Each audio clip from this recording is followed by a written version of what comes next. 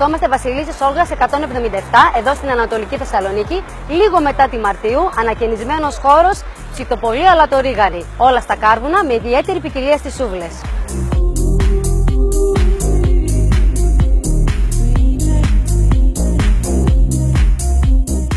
Ψητοπολείο Αλατορίγανη κοντά σας από το 2011, τώρα και το 2016 στο νέο ανακαινισμένο χώρο. Είμαστε έτοιμοι καθημερινά κοντά σας να σας εξυπηρετήσουμε από τις 11 η ώρα το πρωί ως τις 3 η ώρα τα ξημερώματα. Με μεγάλη ποικιλία στα πιάτα ώρας και μεγάλη ποικιλία και στις σούβλες μας. Όλα τα κρέατα μας είναι ελληνικής προέλευσης.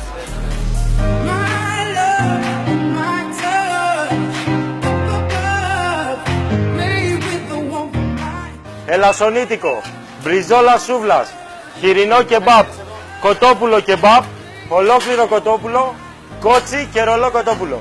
Σας περιμένουμε ξανά στο νέο ανακαινισμένο χώρο μας. Ευχαριστούμε πολύ.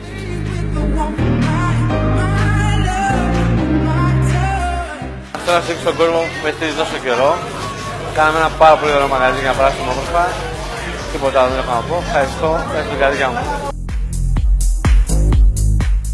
Και τις ευχές μας από τον καλλιτεχνικό χώρο. Έχουμε κοντά μας τον Βασίλη Μπατήλη. Βασίλη, τι προτιμάμε? Προτιμάμε εδώ που είμαστε αυτή τη στιγμή, Αλατορίγανη πάντα. Να δώσουμε τις ευχές μας λοιπόν και εμείς με τη σειρά μας στον Παναγιώτη και στην Ιωάννα. Φυσικά τους αγαπάμε γιατί είναι πάρα πολύ καλά παιδιά και τους προτιμάμε γιατί μας ταΐζουν πανέμορφα. Τάσο, ξέρεις τι λέω? Λέω να ευχηθούμε στο φίλο μας τον Παναγιώτη τον Κανελάκη τα καλύτερα. Να πούμε ότι ο Παναγιώτης έχει το καλύτερο φαγητό της πόλης, παιδιά, το πιο νόστιμο.